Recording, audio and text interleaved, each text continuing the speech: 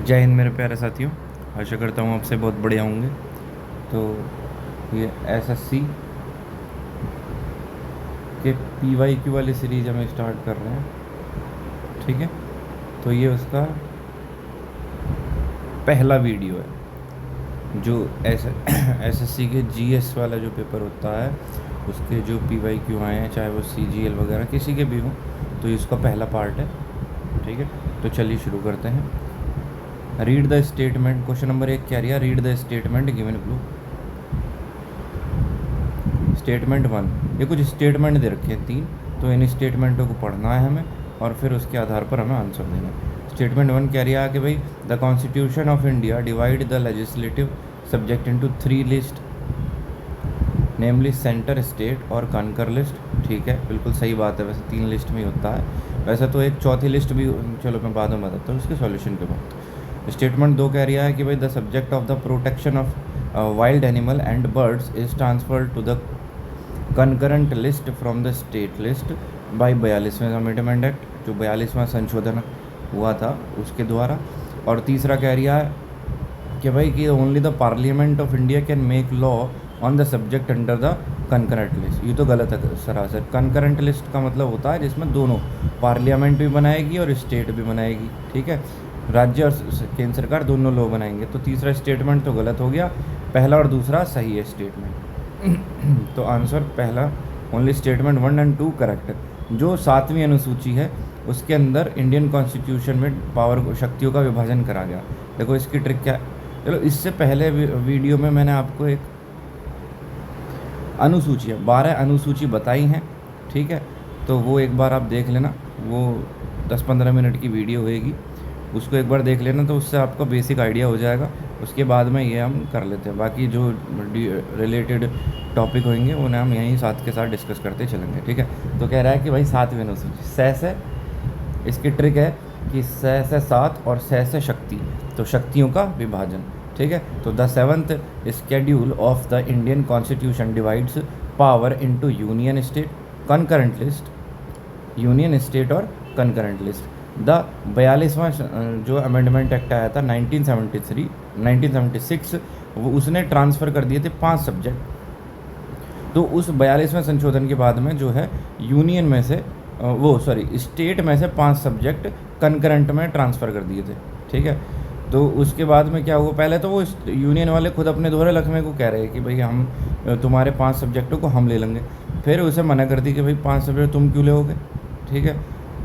तुम लोगे तो भाई हम स्टेट वाले, हमें भी तो लूटने को कुछ ना कुछ चाहिए। तो उन्होंने कहा ठीक है, ना तुम्हारी ना हमारी, कनकरेंट में डाल दो। अब कनकरेंट के अंदर डालने के बाद में जो दबदबा रह रहा है वो केंद्र का रह रहा है, ठीक है। तो केंद्र जो यूनियन है उसी का ही दबदबा रहता है, फाइनल तो उसी की माने। अगर इसके कनकरेंट लिस्ट में कोई इनके आपसी मतभेद हो जाए किसी चीज़ के ऊपर, तो फाइनल जो कंक्लूजन या रिजल्ट माना जावे वो यूनियन का ही माना जाता है, स्टेट का नहीं माना जाता, ठीक है। चलो, तो कह रहा है कि जो 42वां संविधान संशोधन हुआ था 1976 में, ट्रांसफर्ड 5 सब्जेक्ट्स, 5 सब्जेक्टों को जो है उसने कनकरेंट में ट्रांसफ़र कर दिया, इंक्लूडिंग फॉरेस्ट हो गया, protection end of wild animal and one एवं वन्य जीव। तो स्टेटमेंट 2 यही तो कह रहा है, ये रहा स्टेटमेंट 2, जो प्रोटेक्शन ऑफ वाइल्ड एनिमल वाला है वो ट्रांसफ़र हो गया था कनकरेंट लिस्ट में, स्टेट लिस्ट से बाई 42वें संविधान। तो यही तो कह रहा है, मतलब स्टेटमेंट 1 और 2 दोनों के दोनों सही हैं। From the state list of the concurrent list for uniform laws. So in the concurrent list both parliament, मतलब concurrent list के अंदर पार्लियामेंट जो होगी मतलब संसद, केंद्र सरकार और राज्य सरकार, स्टेट लेजिस्लेचर, दोनों के दोनों ही जो है लॉ बना सकती हैं। अनलाइक जैसे यूनियन लिस्ट जो होगा, यूनियन मतलब केंद्र, तो यूनियन लिस्ट के अंदर खाली केंद्र सरकार बनाएगी और पार्लियामेंट जो बनाएगी वो मतलब पार्लियामेंट यूनियन लिस्ट के अंदर और स्टेट लेजिस्लेचर वो स्टेट लिस्ट के अंदर बनाएगी, ठीक है। अगला क्वेश्चन देखो, which of the following is correctly matched with their leadership role in the constituent assembly during the making of the Indian constitution. तो ये कुछ नाम दे रखे हैं, जैसे जी वी मावलंकर साहब दे दिए, डॉक्टर अम्बेडकर साहब दे दिए, एन गोपाल स्वामी अय्यर नंगर साहब दे दिए और के एम मुंशी जी दे दिए। यहाँ इनके काम दे रखे हैं, ये क्या क्या थे, तो कह रहा है कि सही में दे रखे हैं। जी वी मावलंकर साहब chairman of the committee of foundation of the constituent assembly. तो क्या ये चेयरमैन थे जो कमेटी थी, committee on the functions on the constituent assembly? Ambedkar साहब जो थे head of the committee of the function of the assembly? नहीं, अंबेडकर साहब तो ड्राफ्टिंग कमेटी के अध्यक्ष थे, तो ये तो सरासर गलत है। एन गोपालास्वामी अय्यर और के एम मुंशी जो थे वो fundamental right leader of the committee of the fundamental? नहीं, ये फंडामेंटल राइट जब बने थे तो उसमें इनका महत्वपूर्ण योगदान तो था, लेकिन लीडर नहीं थे, तो ये भी गलत हो गया। ठीक है, N Gopalaswami Iyer chairman of the order of the, नहीं ये भी नहीं थे। ठीक, तो अपना जी.वी. मावलंकर साहब जो थे वो चेयरमैन थे कमेटी के on the function of the constituent assembly. ठीक, during the forming of the constitution several committee, बहुत सारी कमेटियाँ बनी थी। ठीक है, उनका काम जो है एफिशिएंटली डिवाइड करा गया था। तो उसमें जी.वी. मावलंकर साहब जो थे who letter become the first speaker of Lok Sabha, जो जी.वी. मावलंकर थे वो बाद में लोकसभा के पहले स्पीकर भी बने, was interested with leading the committee on the functions of the constituent assembly. ठीक है, तो पहला ऑप्शन सही है। डॉक्टर अंबेडकर साहब जो थे चेयर द ड्राफ्टिंग कमेटी, ये ड्राफ्टिंग कमेटी के अध्यक्ष थे, चेयरमैन। एन गोपालास्वामी अय्यर जो थे वो हेड उन्होंने किया कौन सा डिपार्टमेंट, वो हेडेड थे rules of the procedure committee. And के एम मुंशी जो थे उनका कंट्रीब्यूशन था सिग्निफिकेंटली कि जो फंडामेंटल राइट हैं उनकी सब कमेटी में उनका जो है मतलब कंट्रीब्यूशन था, लेकिन वो उसके लीडर नहीं थे, वाज नॉट इट्स लीडर। ठीक है, तो स्टेटमेंट ये वाला भी गलत हो गया था। चलो अगला क्वेश्चन देखो, question number 3, who headed the credentials committee, who headed the credential committee in the constituent assembly? ये भैया एसएससी स्टेनोग्राफ में पूछा गया 2025 में शिफ्ट 3 में। तो भैया कौन थे वो क्रेडेंशियल कमेटी के हेड कॉन्स्टिट्यूएंट असेंबली? वो थे भैया अल्लादी कृष्णस्वामी अय्यर। कौन थे? ये ऑप्शन है अल्लादी कृष्णस्वामी अय्यर। ठीक है, के मुंशी जी अभी बताया कि फंडामेंटल राइट की जो सब कमेटी थी उसमें इनका महत्वपूर्ण योगदान तो रहा, लेकिन उसके लीडर नहीं थे। ठीक है, और जवाहरलाल नेहरू भी नहीं थे उसके, इसमें हेड थे, वो तो मेन पढ़ते हैं। चलो, the constituent assembly of the India setup several committee, बहुत सारी कमेटी जो है इसने बनाई कॉन्स्टिट्यूशन असेंबली ने, to frame the constitution, one of which was the credential committee. तो जब कॉन्स्टिट्यूएंट असेंबली में बहुत सारी जो है कमेटी बनाई तो उन्हीं में से एक थी क्रेडेंशियल कमेटी। क्रेडेंशियल कमेटी किस लिए रेस्पॉन्सिबल थी? Responsible for deciding dispute regarding the validity of assembly members election. जो असेंबली मेंबर के इलेक्शन होने हैं उसकी वैलिडिटी के लिए ये क्रेडेंशियल कमेटी जो है जिम्मेदार थी। ठीक, this important committee was headed by Alladi Krishnaswamy Ayyar. अब ये जो क्रेडेंशियल कमेटी है कितनी इंपॉर्टेंट कमेटी है भाई, जो असेंबली मेंबर है उनके इलेक्शन से रिलेटेड, तो उसके हेड कौन रहे हैं? उसके हेड रहे हैं Alladi Krishnaswamy Ayyar, distinguished jurist and member of drafting committee who played a vital role in shaping India का कॉन्स्टिट्यूशन फ्रेमवर्क। ठीक है, आगे आ जाओ। Who was the chairman of the advisory committee on fundamental rights minority and tribal and excluded areas in the constitution? भाई chairman कौन थे advisory committee के, जो कि फंडामेंटल राइट्स के ऊपर थी, माइनॉरिटीज़ और ट्राइबल एरिया के जो है उसके ऊपर थी, excluding areas in the constituent assembly. तो कौन थे भैया? ये थे सरदार वल्लभ भाई पटेल, ये चेयरमैन थे भैया एडवाइजरी कमेटी के। डॉक्टर बी आर अम्बेडकर साहब ये तो ड्राफ्टिंग कमेटी के जो है अध्यक्ष थे, तो वह chairman of the drafting committee. ठीक, responsible for the framing of the constitution.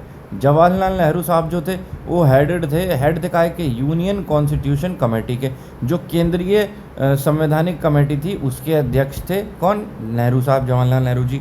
ठीक है, which dealt with the structure of the central government. तो अब वो जो यूनियन कॉन्स्टिट्यूशन कमेटी थी वो डील करती थी सेंट्रल गवर्नमेंट के स्ट्रक्चर के साथ। उसके अध्यक्ष कौन बने थे? हमारे जवाहरलाल नेहरू साहब। और के एम मुंशी जी कौन थे? Was the chairman of the sub committee on fundamental right. ये चेयरमैन थे सब कमेटी ऑन फंडामेंटल, ये उसके लीडर नहीं थे। Working under the advisory committee chaired by Patel साहब। ठीक, अब ये जो फंडामेंटल राइट के लिए सब कमेटी जो बनी थी ये एडवाइजरी कमेटी के अंडर में ही काम कर रही थी, और एडवाइजरी कमेटी के अध्यक्ष कौन थे? हमारे पटेल साहब, सरदार वल्लभ भाई पटेल। आगे देखो, the Indian constitution is often described as quasi federal और federal in form, unitary in spirit primarily due to which characteristic. देखो फेडरल का मतलब होता है संघ, ठीक है, जहाँ पे मतलब राज्य होंगे, राज्य अपनी अपनी शक्तियाँ जो है केंद्र को दे देंगे और केंद्र सबसे ज़्यादा डोमिनेंट होगा, जहाँ पर केंद्र की बातें सबसे ज़्यादा मानी जाएंगी, केंद्र ही डोमिनेंट है, ठीक है। देखो अब इसका कारण क्या है, इसका ये क्वासी फेडरल या फेडरल, इसे strong centralised tendencies and power of the union government, केंद्र सरकार की जो है स्ट्रॉन्ग पावर रहेगी, वहाँ सेंट्रलाइज टेंडेंसी रहेगी, ठीक है। आओ इसका कुछ सॉल्यूशन पढ़ने में। Indian constitution is federal, Bharat का जो संविधान है वो फेडरल है, in form but unitary in spirit. जो इन फॉर्म के मतलब ऊपर से देखा जाए तो ऊपर से तो भाई वो फेडरल है, लेकिन अंदर से उसकी आत्मा देखी जाए आंतरिक रूप से तो वो यूनिटरी है। यूनिटरी मतलब एक ही है, उसका मालिक जो है केंद्र सरकार, ठीक है। Centre strong union list dominance, जो सेंटर वाली जो केंद्र सरकार है या यूनियन लिस्ट है वो डोमिनेट करती है। रेजिड्यूअरी पावर आर्टिकल 248, ये क्या था भैया, आर्टिकल 248 के अनुसार देखो हमारी जो पावर बटी हुई थी, हमने पहले क्वेश्चन में पढ़ा कि भाई 3 जगह पावर है, एक तो हो गई, मैं रंग बदल के बताता हूँ तुम्हें, एक कहाँ गया भाई मेरा, तो एक तो होगी यूनियन वाली, एक होगी स्टेट वाली, एक होगी कंकरेंट। यूनियन मतलब केंद्र सरकार की, स्टेट मतलब स्टेट की, और कंकरेंट मतलब इसमें दोनों रूल बनाएंगे। लेकिन 248वां आर्टिकल भी आया, उसमें ये बताया गया भैया कि ये तो हो गए अब के, जब 1950 में संविधान लागू हुआ था या उस दौरान 1949 के आसपास जब ये संविधान बन रहा था, ये तो तब की बात है।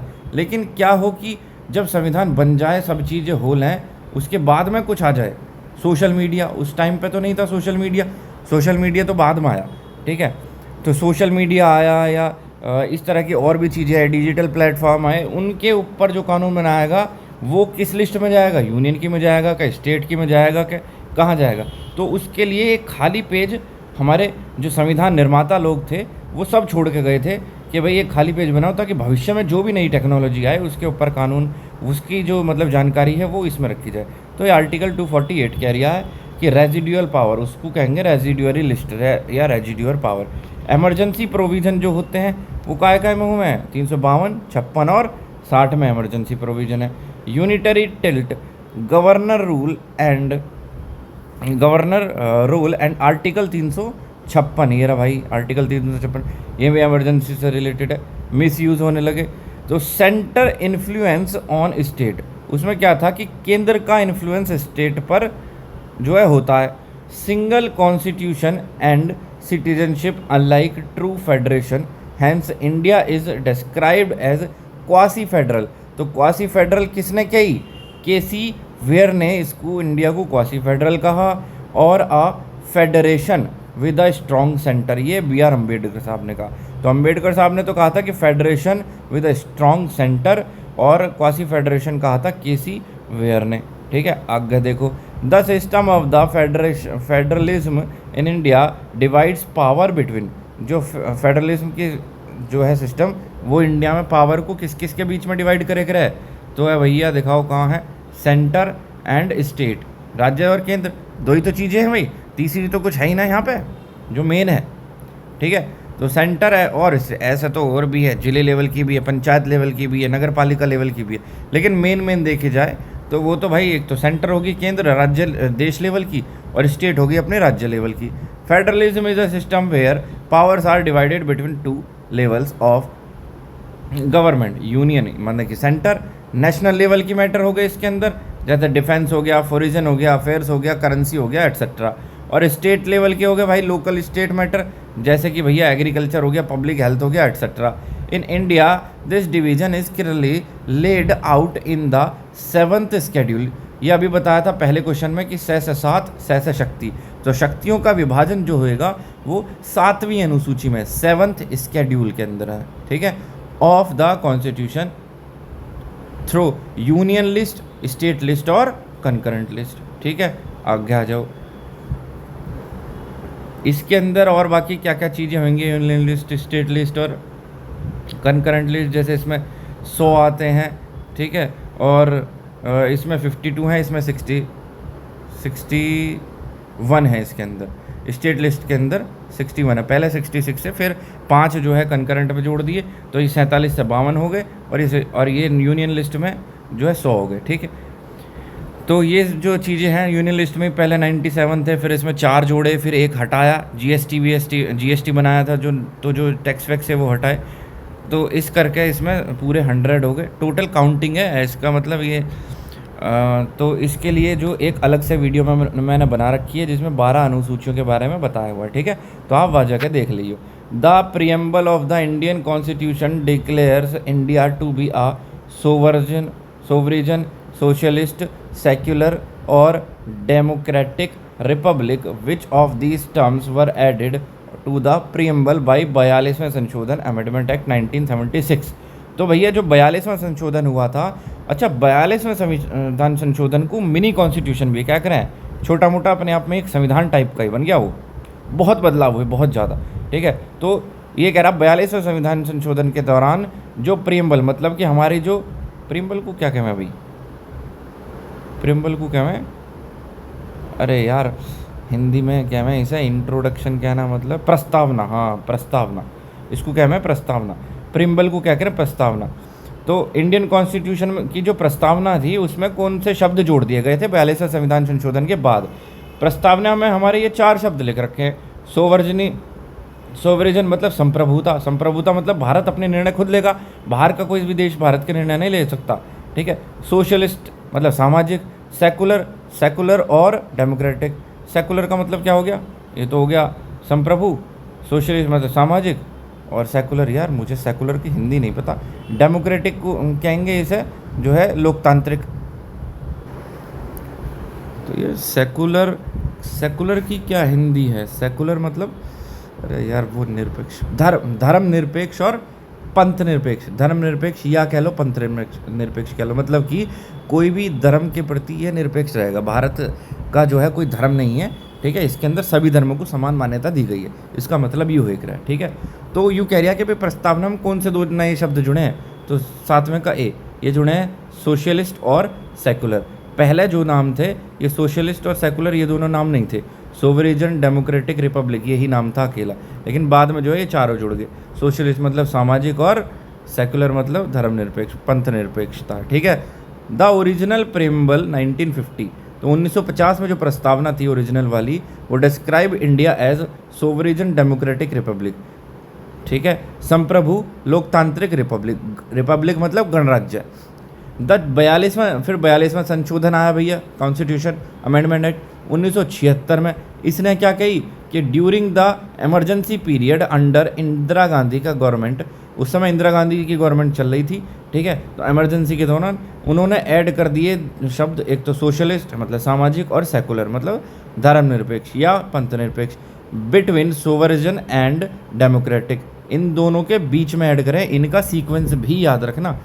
तो सबसे पहले है भैया सोवरेजन, फिर सोशलिस्ट, फिर सेक्युलर और फिर डेमोक्रेटिक, ठीक। इसके बाद the word integrity was also added to the phrase unity of the nation. Integrity भी जुड़ा है इसमें, phrase unity of the nation, लेकिन क्वेश्चन में तो सिर्फ इन चारों के बारे में पूछ रहा ना, इंटीग्रिटी के बारे में पूछता तो उसके बता दे हाँ भाई वो भी जुड़ा है, ठीक है। तो the word integrity also added to the phrase unity of the nation.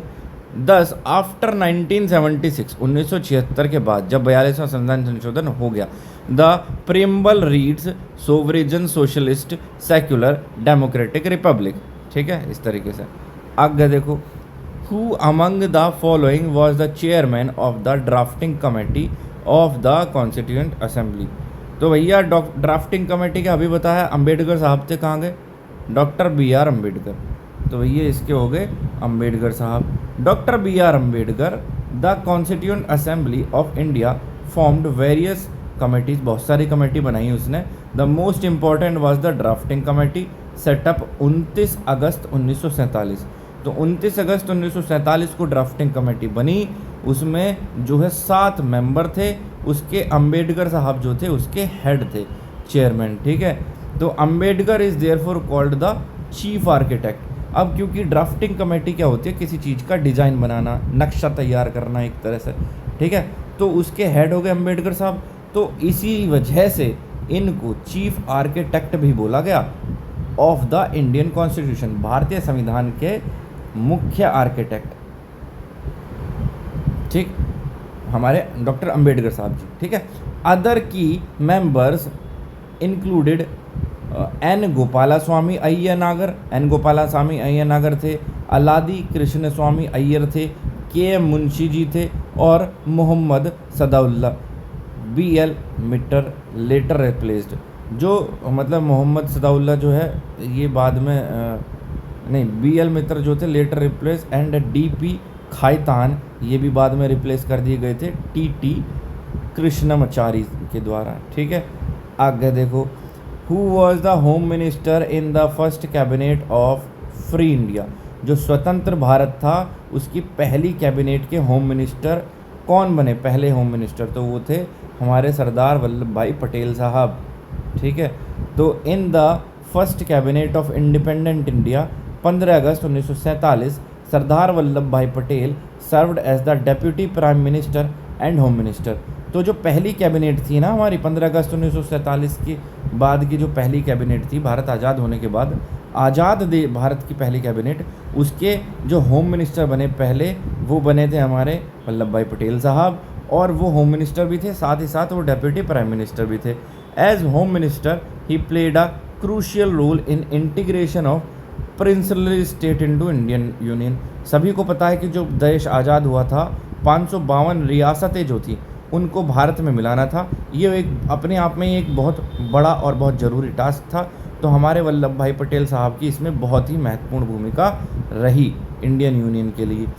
Handing internal security and administrative consolidation, recognising service and laying the foundation of the Indian administrative system. Doctor Rajendra Prasad letter become the पहले president of the India 1950। उसके बाद में क्या हुआ भाई, doctor Rajendra Prasad साहब थे जो 1950 में हमारे भारत के पहले प्रेसिडेंट बने थे। C Rajagopalachari became the last governor general of India, जो भारत के मतलब आखिरी गवर्नर जनरल थे वो कौन बने, सी राजगोपालाचारी, 1948 से लेकर 1950 तक। Maulana Abul Kalam Azad was the first education minister, हमारे भारत के पहले शिक्षा मंत्री कौन थे, मौलाना अबुल कलाम आज़ाद। सी राजगोपालाचारी आखिरी गवर्नर जनरल हो गए 1948 टू 1950, और डॉक्टर राजेंद्र प्रसाद साहब पहले राष्ट्रपति हो गए। और बस, और क्या, सरदार वल्लभ भाई पटेल साहब थे जो पहले होम मिनिस्टर बने थे आज़ाद भारत के। आगे देखो question number 10, with reference to the Indian Councils Act 1892 consider the following statement and choose the correct option। ये कह रहा है कि भाई जो इंडियन काउंसिल्स एक्ट था 1892 वाला, कंसीडर द फॉलोइंग, उससे रिलेटेड कुछ स्टेटमेंट दे रखे हैं, ठीक है, तो उसमें से जो करेक्ट वाला उसे चूज करो। तो पहला स्टेटमेंट है, it significantly increase the number of official members in the central legislative council. दूसरा है, it empowered the legislative council to discuss the budget and address question to the executive. तीसरा है, it introduce the principle of direct election for non official members of provincial legislative council, ठीक है। तो भैया ये कह रहा है, 3 स्टेटमेंट दिए इसने, ये था हमारा इंडियन काउंसिल एक्ट 1892। तो इसके अनुसार 10वें का बी, ऑप्शन 2, मतलब ऑप्शन बी जो दूसरा स्टेटमेंट है खाली वही सही है। ये जो हमारा इंडियन काउंसिल एक्ट था 1892 वाला, इसके अनुसार इसने क्या करा कि जो it empowered the legislative council to discuss the budget and address question to the executive, इसने जो है लेजिस्लेटिव काउंसिल को एम्पावर कर दिया बजट को डिस्कस करने के लिए कि भाई तुम जो है बजट को डिस्कस करो और एड्रेस करो क्वेश्चन, जो एग्जीक्यूटिव है उनसे क्वेश्चन भी एड्रेस कर लो। इसने जो इंडियन काउंसिल एक्ट था 1892, इसने ये मतलब एम्पावर कर दिया, ठीक है, इसने भी काम कर दिया इस एक्ट के अनुसार। बाकी ये दो स्टेटमेंट थे ये गलत है। चलो देखते हैं। For the first time council were allowed to discuss the budget the without voting rights, मतलब वोटिंग राइट नहीं दिए थे, खाली तुम डिस्कस कर सके। इंडियन काउंसिल एक्ट 1872 के अनुसार तुम सिर्फ डिस्कस कर सकते थे, वोटिंग राइट नहीं थे तुम्हारे द्वारा। And ask question to the executive, जो एग्जीक्यूटिव हैं वहाँ उनसे क्वेश्चन आस्क कर सके तुम, ठीक है, एग्जीक्यूटिव विद रेस्ट्रिक्शंस। अब क्वेश्चन भी तुम ऐसा ना ओपनली कुछ भी मुंह फाड़ के कुछ भी पूछ लो, ठीक है। दिस वॉज अ की reform statement 1। The act of 1892 did increase the number of members in the legislative council. तो ये जो इंडियन काउंसिल एक्ट है 1892, तो स्टेटमेंट 1 कह रहा था कि भाई इसने जो है मेंबर को बढ़ा दिया था लेजिस्लेटिव काउंसिलिंग के, लेकिन but it was mainly non official members not officials. इसने बढ़ाया तो था लेकिन वो जो मेंबर बढ़े वो नॉन ऑफिशियल थे, ऑफिशियल नहीं थे। 10 इस वजह से जो स्टेटमेंट है वो गलत हो गई स्टेटमेंट 1 कि इसने बढ़े तो थे, लेकिन स्टेटमेंट कह रही है ऑफिशियल बढ़े, लेकिन वो ऑफिशियल नहीं थे, वो तो नॉन ऑफिशियल बढ़े। और स्टेटमेंट 3 क्या कह रहा है कि भाई the act introduced an indirect method of election the nomination by universities municipalities district boards chambers of commerce not direct election. उसने इलेक्शन का भी दिया, लेकिन स्टेटमेंट 3 कह रहा डायरेक्ट का, तो डायरेक्ट नहीं था, ठीक है, डायरेक्ट इलेक्शन नहीं थे। Came later with the Indian council act 1909 का जो इंडियन काउंसिल एक्ट था उसमें बाद में आया डायरेक्ट वाला, पहले नहीं था। मॉर्ले मिंटो रिफॉर्म्स हुआ था जब, ठीक है। तो चलो आगे देखो। Which of the following statement are incorrect in the context of the constitution assembly of the India. तो भारत की जो कॉन्स्टिट्यूशन असेंबली है उसके रिस्पेक्ट में कौन सा इनकरेक्ट है भाई स्टेटमेंट वाले क्वेश्चन बहुत आ रहे हैं भाई 2025 में। It held a total of 12 sessions during the framing of the Indian constitution. It's setting were spread over 165 दिन। The first session was held on 9 December 1947 in the Constitution Hall, now Central Hall of the Parliament। ये central hall क्या है भाई parliament का? देखो, एक माई तो हो जाएगी राज्यसभा, एक माई लोकसभा, बीच में जो जगह है ना वो सेंट्रल हॉल है, वहाँ 1000 आदमियों के बैठने की जगह है लगभग, ठीक है। और जो विदेश से कोई मंत्री बड़ा आदमी आएगा वो भाषण देगा तो वो इसी सेंट्रल हॉल में ही भाषण देता है, ठीक है, वो सेंट्रल हॉल हो गया, ठीक। तो ये कह रहा है कि इसमें से इनकरेक्ट स्टेटमेंट कौन सा है, तो पहला वाला और तीसरा वाला स्टेटमेंट जो है वो इनकरेक्ट है। तो ऑप्शन ए क्या है भाई? पहला, इट हेल्ड टोटल 12 सेशन, नहीं, कॉन्स्टिट्यूशन असेंबली में इसमेमें 12 सेशन नहीं थे during the framing of the Indian, एक गलत है। The it's sitting were spread over 165 days, 165 दिनों तक इसकी सिटिंग चली थी, ये सही स्टेटमेंट है, बाकी दोनों के दोनों गलत स्टेटमेंट है। The constitution assembly of India held 11 session, ना कि 12। वो कह रही है 12 सेशन नहीं भैया, 11 सेशन थे, 165 दिनों तक इसकी बैठक चली थी, विद 114 दिन जो थे dedicated to discussing the draft constitution. The first session begin on 9 December 1946 in the constitution hall which is now known as the central hall, ठीक है। तो जो पहला सेशन था इसने कही भाई 9 दिसंबर 1947 को चला, नहीं 1947 को नहीं, 1946, 9 दिसंबर 1946 को पहला सेशन हुआ था सेंट्रल हॉल में, ठीक है, पार्लियामेंट के। आगे देखो भाई, the consider the following statement regarding the Indian judicial system, जो भारत की जुडिशियल सिस्टम है उसके रिगार्डिंग स्टेटमेंट दे रखे हैं। The Indian constitution has established an independent judicial system.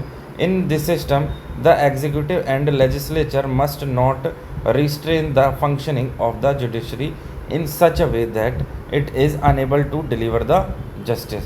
तो आगे यू पूछ क्या रहा भाई, फॉलोइंग स्टेटमेंट देखो और रिगार्डिंग द, अब कह रहा है कि अब इज आर करेक्ट। इन दोनों स्टेटमेंट में से कौन सा स्टेटमेंट करेक्ट है? तो भैया दोनों के दोनों ही करेक्ट हैं। कैसे करेक्ट है भाई? जो भारत का कॉन्स्टिट्यूशन है ना, इंडियन कॉन्स्टिट्यूशन, भारत संविधान, एज इस्टेब्लिश, एक इंडिपेंडेंट जुडिशियल सिस्टम उसने इस्टेब्लिश करा है भारतीय संविधान के अनुसार।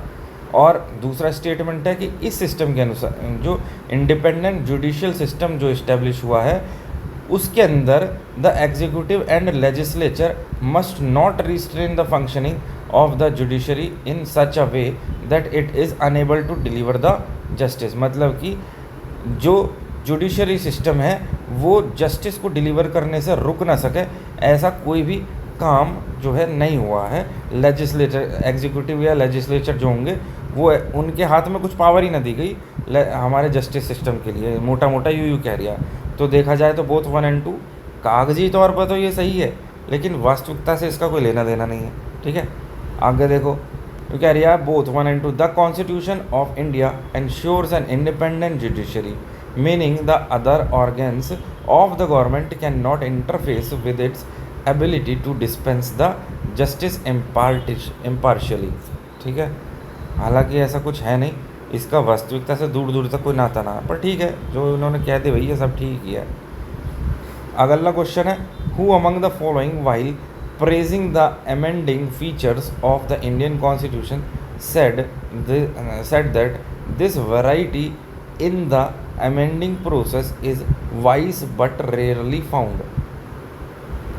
तो इसमें से हु अमंग द फॉलोइंग, इनमें से भैया किसने प्रेजिंग करी है अमेंडिंग फीचर को, जो संशोधन वाला फीचर है इंडियन कॉन्स्टिट्यूशन का, उसको मतलब प्रेज करा है और उसके बारे में कहा गया है कि भैया ये जो वैरायटी है ना संशोधन की, अमेंडमेंट प्रोसेस की, वो बहुत ही वाइज है बट इज, और बहुत कम पाई जावे है, बहुत अच्छी है और बहुत कम पाई जावे है। तो यू भैया किसने कही है यू बात कही है केसी वेयर ने। केसी वेयर ने क्वासी फेडरल भी कहा है इंडिया को, हमने दूसरे तीसरे क्वेश्चन में पढ़ा है। ठीक है, केसी वेयर ने was an Australian academic who was an expert on the constitutions of the British Commonwealth. जो हमारे ब्रिटिश कॉमनवेल्थ हुए थे उसके कॉन्स्टिट्यूशन के एक्सपर्ट हैं ये केसी वेयर। ठीक है, ऑस्ट्रेलियन अकेडमी से। He also described the Indian constitution as quasi federal era. ठीक है, शुरू में ही हमने पढ़ा था। ग्रैनविल ऑस्टिन एक वेल नॉन स्कॉलर है, जो ग्रैनविल ऑस्टिन, इसमें ये ऑप्शन में दे रखा होगा इसलिए बता रहे हैं। इसका सही आंसर तो है भाई केसी वेयर, लेकिन ग्रैनविल ऑस्टिन इसके बारे में बता रहा है कि वो भाई एक जो है अमेंडिंग ये रहा वेल नोन स्कॉलर है of Indian constitution, said the amending process has proved itself as one of the most ably conceived aspects of the constitution.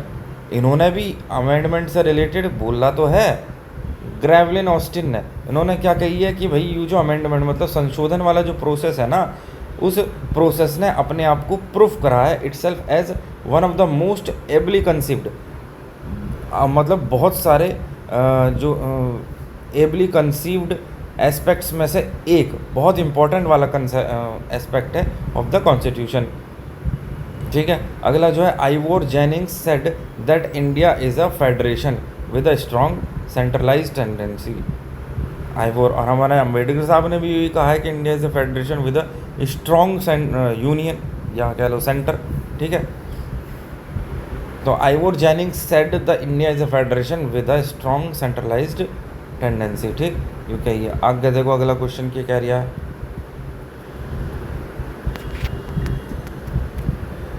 Consider the following statement regarding the feature of the constitution of India. तो भैया it provides for universal adult franchises, it provide for dual citizenship. ये तो सरासर गलत है, भारत के अंदर एकल नागरिकता ही है, ड्यूअल सिटीजनशिप वाला तो गलत है। क्या कह रही है, कैसे फॉलो स्टेटमेंट रिगार्डिंग, अब नॉट करेक्ट पूछ रहा है, इसमें से करेक्ट कौन सा नहीं है। तो ड्यूअल सिटीजनशिप तो भारत देता ही ना, एकल नागरिकता है। हम नागरिक तो भारत के हैं और अपने राज्य के निवासी हैं, ना कि नागरिक हैं। ठीक है, तो दूसरा वाला जो है गलत है, ऑप्शन बी। ठीक, it provides for universal adult franchise. इसका क्या मतलब है भाई, the Indian constitution provides single citizenship for all India. Article 5 से आर्टिकल 11 तक जो है भाग 2 के अंदर नागरिकता का वर्णन है, आर्टिकल 5 से 11। इसके साथ साथ PYQ के साथ साथ मैं ये चीज़ें भी करवाता चलूँगा आपको, आर्टिकल फार्टिकल क्या कह रहे हैं, ठीक है। इंडिया की committee to the rule of the law is grounded in the constitution which establishes India as the sovereign socialist secular democratic republic, ठीक, with a parliamentary form of government. इसमें जो गवर्नमेंट की फॉर्म है वो parliamentary है, ठीक है, संसदीय प्रणाली। अदर की features federal system of governance between the union and the states, separation of powers between the 3 organs. तो ये वही चीज़ आ गई, पावर का जो सेपरेशन है वो 3 ऑर्गन्स में हुआ है, किसमें, यूनियन में, स्टेट में और जो है कॉन्करेंट में, ठीक। Government free and fair elections, equality before the law. ये किताबों में देखो सुनने में कितना अच्छा लगता है, इक्वालिटी बिफोर लॉ, लेकिन वास्तविकता से इसका कुछ लेना देना नहीं है। एक secular state that recognises freedom of conscience and religion, ठीक है। आगे आ जाओ भाई। Which of the following statement are incorrect and which feature of the Indian constitution, which feature, इसका क्या मतलब है भाई यार, देखो इसका मुझे मतलब ना पता, खैर चलो पढ़ते हैं आगे क्वेश्चन क्या कह रहा है, पता चल जाएगा। The constitution empowers the prime minister to proclaim 3 types of emergencies. जो संविधान है ना वो प्राइम मिनिस्टर को 3 तरह की इमरजेंसी प्रोक्लेम करने के लिए प्राइम मिनिस्टर को पावर देता नहीं, ये चीज़ तो प्रेसिडेंट के पास होएगा, राष्ट्रपति के द्वारा, तो ये तो गलत होएगा जहाँ तक है। आगे देखो, एक reservation policy is there to uplift the disadvantaged sections of the society. The Supreme Court has no power of the judicial review. Supreme court के पास जुडिशियल रिव्यू की कोई पावर नहीं है। और the constitution provides for universal adult suffrage. जो constitution है वो provide करता है यूनिवर्सल अडल्ट सफरेज को। तो क्या कह रहा है इसमें, इनकरेक्ट पूछा है, तो पहला और तीसरा इनकरेक्ट है। भाई देखो सुप्रीम कोर्ट है वो तो सारे जुडिशियल रिव्यू का बाप है, ये तो गॉड फादर है भाई, भगवान पापा जी, ठीक है, ये जिसको चाहे उसकी जुडिशियल रिव्यू कर सकें। तो ये तो ये वाला स्टेटमेंट गलत दे दिया इसने। और इसने कहा ये प्राइम मिनिस्टर के पास नहीं होता भैया, प्रेसिडेंट के द्वारा हुआ है, तो पहला और तीसरा गलत है, बाकी सही है। जो ये है कि रिजर्वेशन पॉलिसी, बिल्कुल हाँ रिजर्वेशन पॉलिसी है, और आरक्षण की व्यवस्था। और क्या कह रहा है कि the constitution provides for universal adult suffrage, you भी है भैया, कॉन्स्टिट्यूशन जो है वो प्रोवाइड करता है यूनिवर्सल अडल्ट सफरेज को। The constitution empire the president to proclaim 3 type के इमरजेंसी। जो कॉन्स्टिट्यूशन है ना वो प्रेसिडेंट को पावर देता, ना कि पीएम को, 3 तरह की इमरजेंसी के लिए। नेशनल इमरजेंसी आर्टिकल 352, 56 और 60, ये 3 है इमरजेंसी के। नेशनल इमरजेंसी को 352, प्रेसिडेंट रूल हो गया, स्टेट इमरजेंसी 356 और financial emergency 360। The supreme court has the power of judicial review under article 13, 32, 131 से लेकर 136। आर्टिकल 32 को जो है फंडामेंटल राइट को फंडामेंटल राइट बनाने वाला आर्टिकल है, आर्टिकल 32। तो चलिए इससे आगे का अगली वीडियो में कराते हैं। जय हिंद, धन्यवाद।